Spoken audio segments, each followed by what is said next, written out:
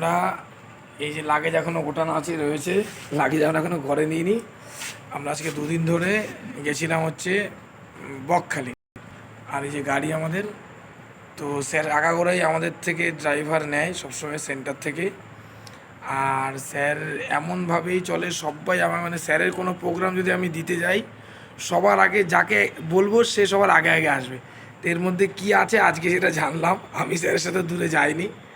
মানে স্যার একদম মনেই করে না যে একটা ড্রাইভার এসছে, খুবই আন্তরিকতার সাথে আজকে যে কদিন বহুদিন আমার সাথে আছে, আমার থেকে ড্রাইভার নেই, আজকে স্যারকে নিজে আমি নিয়ে গেছিলাম।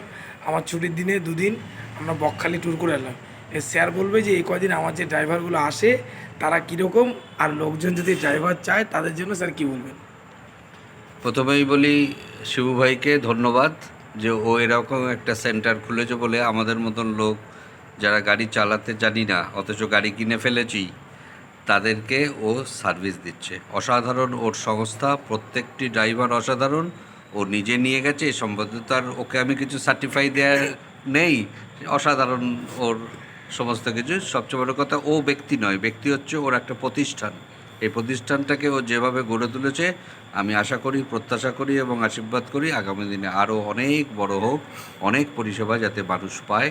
মানুষের সেবায় এই প্রতিষ্ঠান, এটুকু বলতে পারি। আপনারা নিশ্চিন্তে ওর গাড়ির যারা ড্রাইভার আছে তাদের পরিষেবা নিয়ে নিশ্চিন্তে চলাচল করতে পারেন। প্রত্যেকেই খুব ভদ্র, মার্জিত এবং তাদের ডিউটি সম্বন্ধে সচেতন।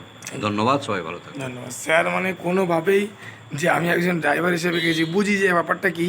স্যার সবার সাথে এত আন্তরিকতার সাথে মিশে, এত যারা আসে তারা সবাই প্রত্যেকে স্যারের নয় বলে। ভালো থাকবেন, ধন্যবাদ, যোগাযোগ রাখবেন।